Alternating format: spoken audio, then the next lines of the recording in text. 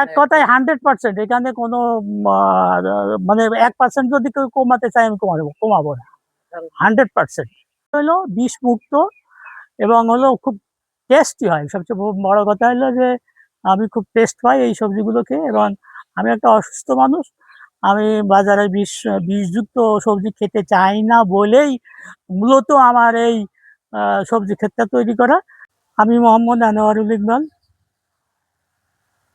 ঝিনাইদহ কৃষি প্রশিক্ষণ ইনস্টিটিউট থেকে অবসর নেওয়ার পরে আমি এই জায়গায় বসবাস করার জন্য একটা বাড়ি করেছি। আমার এই বাড়ির সৌন্দর্য বর্ধন এবং নিজের সবজি চাহিদা পূরণের জন্য কিছু চাষবাস করার চিন্তা ভাবনা করি। এবং সেই থেকেই আমার এই সবজি বাগান এবং ফুল বাগান। এখানে আমার বিভিন্ন ধরনের ফুল আছে, দেখতেই পাচ্ছেন আপনারা। ক্রিসমাস ট্রিও আছে, ক্যাকটাস আছে, আর বনসাই বট জাতীয় কিছু বৃক্ষ আছে, নিম গাছ আছে, একটা স্থানীয় ডুমুর গাছ আছে, ওয়াল প্ল্যান্ট আছে। আমার ফুলের মধ্যে অনেকগুলো আছে, তবে উল্লেখযোগ্য হলে একটা বকুল গাছ আছে, একটা শিউলি গাছ আছে, তারপরে চুই ঝাল, খুলনার বিখ্যাত চুই ঝাল আছে। 2 প্রকারের চুই ঝাল আছে, একটা হলো গাছে ধরে ওঠে, আর একটা মাটিতে। আপনারা ভিডিওতে দেখতে পারবেন। আর সবজি হিসেবে আমি মৌসুমি সবজি করি। যখন যে সবজির মৌসুম থাকে তখন সেই সবজি আমি উৎপাদন করার চেষ্টা করি। তবে সারা বছর সাধারণত বেগুন থাকে, আর মরিচ থাকে, পেঁপে থাকে। গ্রীষ্মকালীন সবজির সময় তো এখন ধুন্দুল আছে, চিচিঙ্গা আছে, ঝিঙে আছে, তারপরে ডাঁটা আছে, বেগুন আছে, ওল আছে, তারপরে মানকচু আছে, মুখী কচু আছে। সবজি মানে গ্রীষ্মকালীন যে যতগুলো সবজি করা সম্ভব আমার পক্ষে সম্ভব হয়েছে, আমি সবগুলো চেষ্টা করেছি সেই সবজিগুলো করার। সবচেয়ে বৈশিষ্ট্য হলো বিষ মুক্ত এবং হলো খুব টেস্টি হয়। সবচেয়ে বড় কথা হলো যে আমি খুব টেস্ট পাই এই সবজিগুলোকে। এবং আমি একটা অসুস্থ মানুষ, আমি বাজারে বিষযুক্ত সবজি খেতে চাই না বলেই মূলত আমার এই সবজি ক্ষেতটা তৈরি করা। যে আমার সারা বছরের চাহিদা কম বেশি মিটে যায় হালকা পাতলা। যখন সিজন থাকে না, গাছ ক্ষয়ক্ষতি হয়। যেমন বর্ষা হয়েছে, এখন অনেক ক্ষয়ক্ষতি হয়ে যাবে, হয়তো মরে যাবে, তখন আমার হয়তো একটু কিনতে হবে। তবে দুটো চাল কুমড়ো বিপুল পরিমাণে চাল কুমড়ো হয়েছে।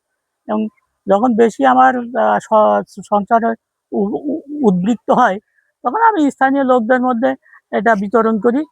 এবং অনেক গরিব মানুষ হিসেবে ওইখানে নিয়ে যাই। আমার আসলে ব্যবসায়িক বা কমার্শিয়াল কোনো মনোবৃত্তি নেই।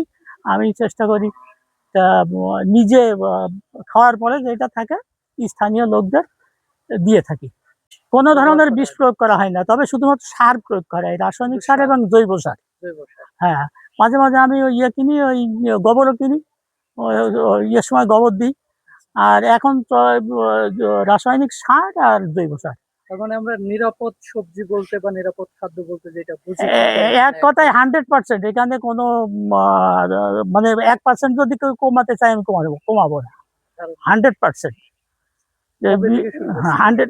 এইটা আমি রিটায়ার্ড করেছি 22 সালে। 22 সাল থেকে 22 সালে এসে বাড়িটা করেছি।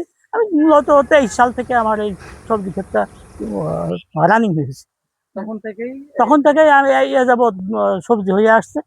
কুলির চারা আছে, ফল অবশ্য আমি বেশি করি না, তার কারণ ওই ফল বেশি ধরে যখন সিজন থাকে তখন বেশি ধরে, অত ফল আমার খাওয়ার লোক নেই।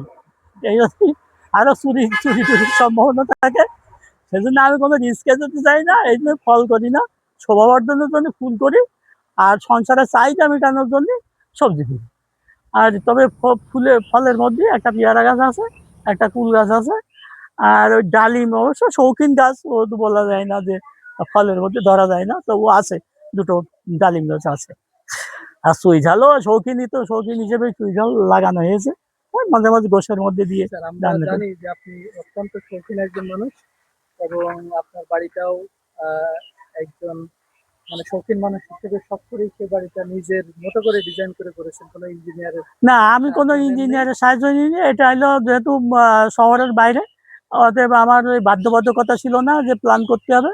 এই জন্য আমি প্ল্যানের বাইরে গিয়ে আমি নিজের মতো করে নিজে যেভাবে পছন্দ করি, যে আমার যেটাই কমফোর্ট ফিল করেছি, করবো বলে মনে করেছি, আমি সেইটুকু করেছি। আমরা বাড়িটাও দেখেছি, হ্যাঁ। চমৎকার ডিজাইন। বাজারে তো এখন প্রত্যেকটা সবজি হলো যে বিষ ছাড়া পাওয়া যায় না। কেউ যদি চায় যে তার বাড়িতে নিরাপদ সবজি উৎপাদন করবে, এটা সম্ভব। হ্যাঁ, 100 ভাগ সম্ভব। শুধু আন্তরিকতা থাকতে হবে এবং একটু চেষ্টা করতে হবে, তাহলেই সম্ভব। অনেকে চায় নিরাপদ সবজি খেতে, কিন্তু আহ, বাজারে একটু নিরাপদ সবজি পাওয়া যায় না। তাদের জন্য আসলে কি পরামর্শ দেবেন? তাদের জন্য পরামর্শ হইলো